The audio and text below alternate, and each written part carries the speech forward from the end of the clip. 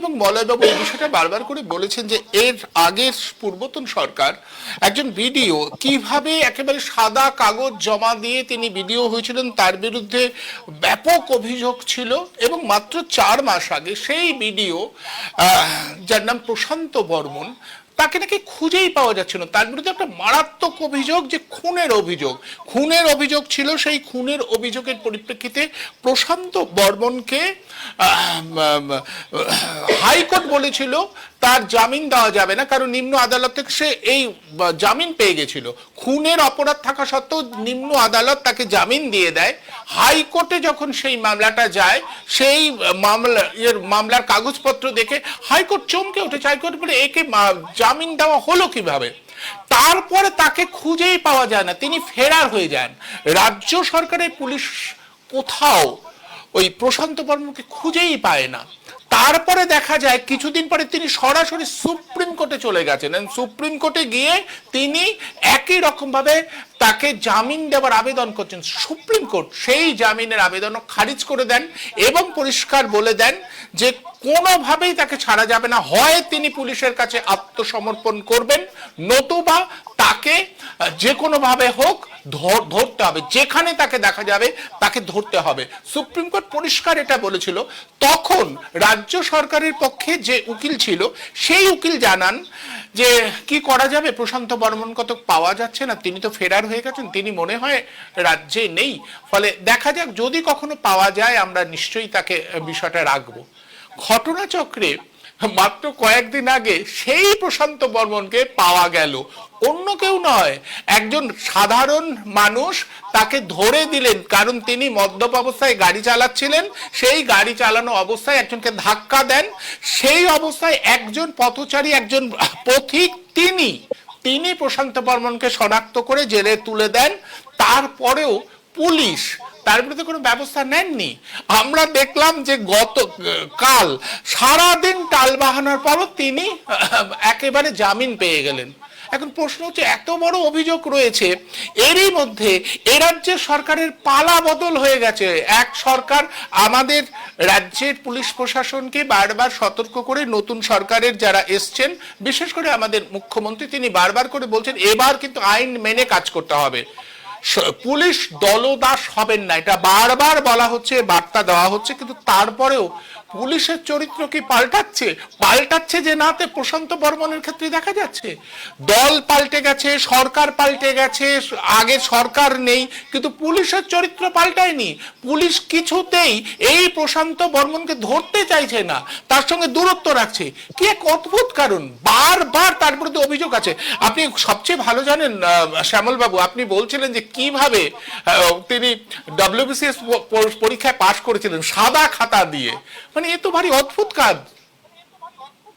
দেখুন, আমি সেই 2016 সাল থেকে এই প্রশান্ত বর্মনের পিছনে লেগে পড়ে আছি এবং আপনি বিভিন্ন ইউটিউব চ্যানেলে, বিভিন্ন খবরের কাগজে, টিভিতে, বিভিন্ন টিভি চ্যানেলে আমি বহুবার এবং আমার নিজের ফেসবুক পোস্টে আমি বহুবার এই প্রশান্ত বর্মনকে নিয়ে আলোচনা করেছি।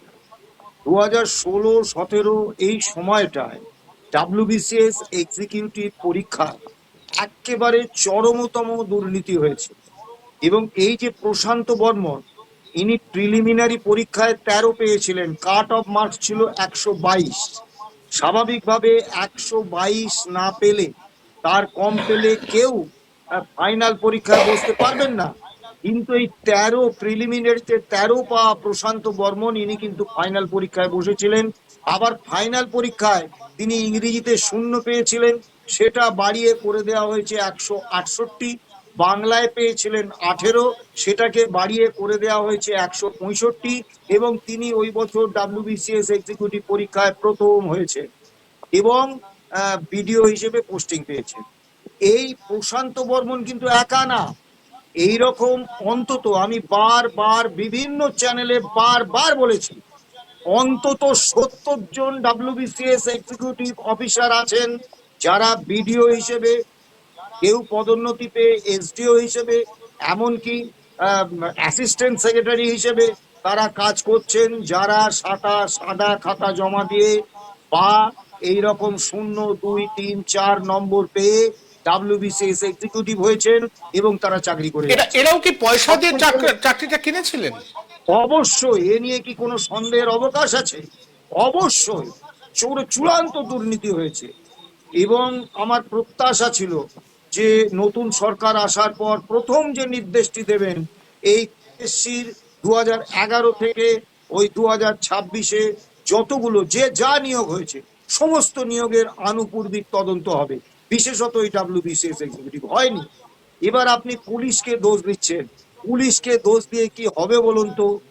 কলকাতা হাইকোর্টে পিএসসির একজন প্রাক্তন অবসরপ্রাপ্ত কর্মচারী, তিনি একেবারে স্পেসিফিক্যালি বিভিন্ন তথ্য দিয়ে তিনি কলকাতা হাইকোর্টে মামলা করেছেন যে এই প্রশান্ত বর্মন এবং অন্তত 60 থেকে 70 জন ডাব্লিউবিসিএস এক্সিকিউটিভ এইভাবে দুর্নীতিমূলক নিয়োগ পেয়েছে, টাকা দিয়ে নিয়োগ পেয়েছে, সাদা খাতা জমা দিয়ে নিয়োগ পেয়েছে।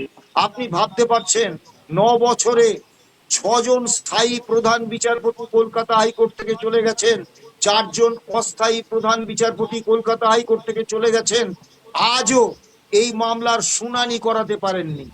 আবার দেখুন, ইনি স্বপন কামিল্লা বলে একটি স্বর্ণ ব্যবসায়ীকে গত 27শে নভেম্বর নৃশংসভাবে খুন করেন, নৃশংসভাবে খুন করেন। তার ওই নিউ টাউনের আবাসনে একেবারে বুট দিয়ে মানে বুকে থেতলে থেতলে তাকে মারেন এবং 28শে নভেম্বর তার মরদেহ উদ্ধার হয় ওই একটা খাল থেকে। তখনই তিনি হচ্ছেন এই, এবং স্বপন কামিল্লার পরিবার যে এফআইআর করেছে তাতে প্রধান অভিযুক্ত হচ্ছেন এই প্রশান্ত বর্মন। পুলিশ তাকে ধরলো না, কিন্তু অন্যদের ধরলো, চার্জশিটও পেশ হয়ে গেছে। এবার নিম্ন আদালত তাকে জামিন দিল, আগাম জামিন। একটা খুনে অভিযুক্ত, প্রধান অভিযুক্ত, তাকে যে বিচারক, নিম্ন আদালতে যে বিচারক জামিন দিলেন, তার বিরুদ্ধে কোনো তদন্ত আজ পর্যন্ত হয়নি।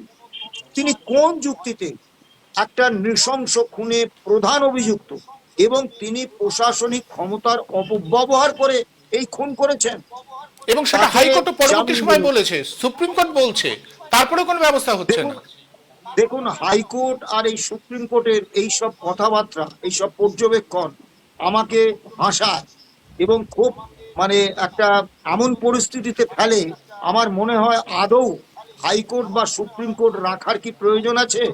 হাইকোর্টের মাননীয় বিচারপতিরা তার জামিন খারিজ করেছেন, অত্যন্ত ভালো করেছেন, কিন্তু যে বিচারক তাকে বেআইনি ভাবে জামিন দিয়েছে, তিনি হয় তৎকালীন শাসক দলের চাপে, সরকারের চাপে জামিন দিয়েছেন, অথবা কোনো বিনিময় মূল্যে জামিন দিয়েছেন, তার বিরুদ্ধে কোনো ব্যবস্থা হয়নি, তিনি এখনো বিচারক হিসেবে কাজ করে যাচ্ছেন।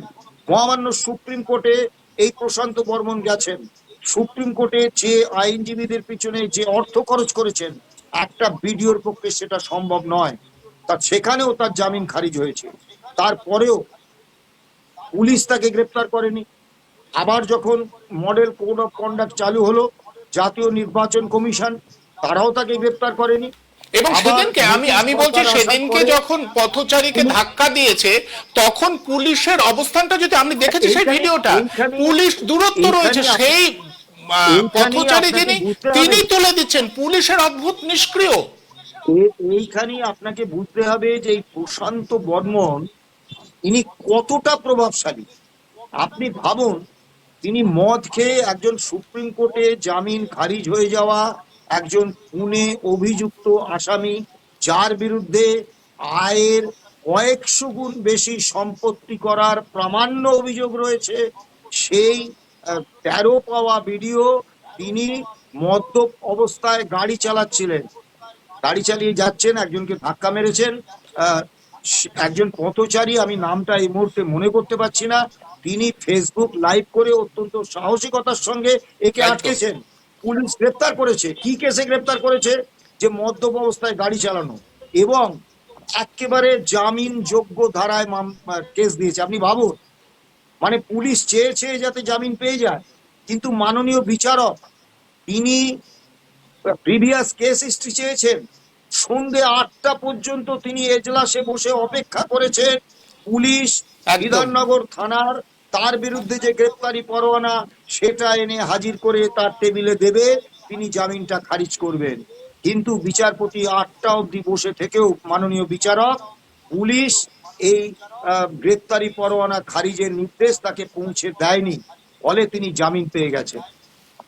শুভেন্দুবাবু মুখ্যমন্ত্রী হয়েছেন, কিন্তু রাজ্য প্রশাসনে যেসব উচ্চপদস্থ আধিকারিক, যেসব পুলিশ আধিকারিক আসেন, যারা পূর্বতন শাসক দলের সঙ্গে মিলে সরকারের সহযোগিতায় একটা দুর্নীতির একটা মহাচক্র চালিয়েছিলেন, তাদেরকে বাদ দিয়ে তো কোনো প্রশাসন নয়।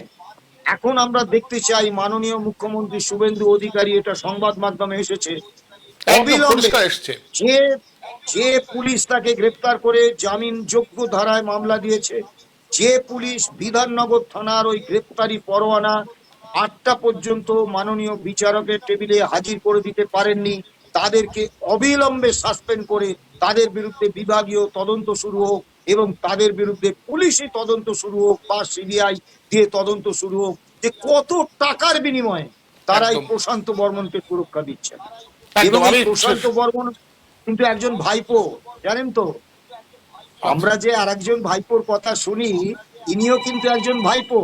ইনি হচ্ছেন যে বামফ্রন্ট আমলে যিনি এমপি ছিলেন, হিতেন বর্মন। পরবর্তীকালে তৃণমূল সরকারে বনমন্ত্রী হয়েছিলেন, কারণ তৃণমূল ক্ষমতায় আসার পরেই বামফ্রন্টে তার শ্বাসকষ্ট হচ্ছিল, তিনি শ্বাসের অভাব বোধ করছিলেন। সেই হিতেন বর্মনের ভাইপো হচ্ছে এই প্রশান্ত বর্মন। ব্যাস, আমি একটু এবং আপনি মলয় বাবুর কাছে আসবো। বলবো একদম সময় শেষ, এই বিষয়টা নিয়ে আপনার একটা প্রতিক্রিয়া, এরকম একটা চরম বিষয়। দেখুন, প্রশান্ত বর্মন শূন্য পাওয়া ভিডিও এর মধ্যে তো কোনো কিন্তু নেই, বহু তার বিরুদ্ধে এরকম অভিযোগ উঠেছে, ঠিক আছে, শূন্য পাওয়া ভিডিও কেস চলছিল, সেই কেসও কোথায় গেল আমাদের জানা নেই, কিন্তু ও তো একজন খুনের অভিযোগের আসামি। একদম। উচ্চ আদালতের জামিন খারিজ হয়েছে, সর্বোচ্চ আদালতের জামিন খারিজ হয়েছে, বিধাননগর পুলিশ বলছে তাকে খুঁজে পাওয়া যাচ্ছে না, অথচ সে রয়েছে, নিউ টাউনে রয়েছে, গাড়ি চড়ে ঘুরে বেড়াচ্ছে একজনকে। কিন্তু সত্যি কথা বলতে, ঠিক আছে, যদি মদ খাওয়া খেয়ে অ্যাক্সিডেন্ট করার পরিপ্রেক্ষিতে সে জামিন পেয়েও যায়, পুলিশ তো ফার্দার তাকে গ্রেপ্তার করবে, কারণ সে তো খুনের আসামি। কিন্তু সেটা কিন্তু দেখা গেল না। এক্ষেত্রে কিন্তু সরকারের ভূমিকাটা কিন্তু নক্কারজনক, এইটুক কিন্তু পরিষ্কার বলা যায়। পুলিশের মতো হবে না তারা যে এই ধরনের যে সর্বোচ্চ আদালতের জামিন খারিজ হয়ে গেছে, গ্রেপ্তারি পরোয়ানা তার জারি হয়েছে, কিন্তু তাকে ছেড়ে দিল। এখন তো সে জামিন পেয়ে গেছে, তাহলে কি তাকে ধরবে না খুনের আসামি হিসাবে? খুব দুঃখজনক এটা, এই ঘটনাটা যেটা ঘটিয়েছে পুলিশ, বিধাননগরের পুলিশ, এটা কিন্তু কিন্তু কোনো ক্ষমা নেই। এখন এখন দেখার যে বর্তমান সরকার এই যে প্রশান্ত বর্মনকে গ্রেপ্তার করতে বলে কিনা পুলিশকে, এটাই একদম। আমরা এটা লক্ষ্য রাখবো। আমাদের নতুন মুখ্যমন্ত্রী তিনি বারবার করে বলছেন কেউ ছাড়া পাবেন না, এক্ষেত্রে তার অবস্থান কি হয় আমরা অবশ্যই লক্ষ্য রাখবো। কারণ আমরা তো ঘর পোড়া গরু, আমরা সিঁদুরে মেঘ দেখলেই ডরাই। আমরা জানি রাজা আসে রাজা যায়, শুধু পোশাকের রং বদলায়, শুধু মুখোশের ঢং বদলায়, দিন বদলায় না। মানুষ কিন্তু আসলে দিন বদলের জন্যই অপেক্ষা করছে, দিন বদলটা খুব জরুরি।